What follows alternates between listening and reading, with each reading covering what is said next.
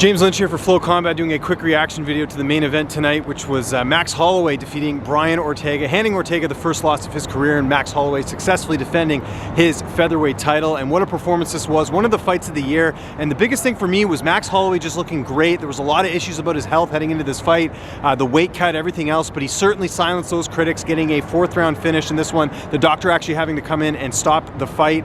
But the main thing here is what's next for Max Holloway. We know Renato Moicano was the backup fighter for this. Is that the next fight for him? Holloway seems sort of open to doing either or, but Dana White wants him to go up to 55, and there's a lot of interesting matchups up there and a lot of fighters in that weight class that do not have opponents. One of the names mentioned tonight is Tony Ferguson, but if you're Max Holloway and you're leaving the featherweight division as champion, do you want to go up and have a non-title fight for your next matchup? I don't know if that's appealing to him. Khabib Nurmagomedov, it looks like Tony would be the next opponent for him. You never know what the UFC is going to do here, but in general, I think Max Holloway's in a great spot right now. Clearly, in the minds of everyone right now as far as a big name opponent for his next fight. Personally, I would like to see Holloway go up to 55 and really just see how he performs there, and maybe in a non-title fight, but make sure he gets paid type thing. I think that's sort of what's best. I don't really have a huge interest in a fight between Moicano or Max Holloway, and I also don't really have an interest of the winner of Chad Mendes and Alex Volkanovski. I say do a vacant title fight at 45 and let Max go up to 55. So I don't know what you guys think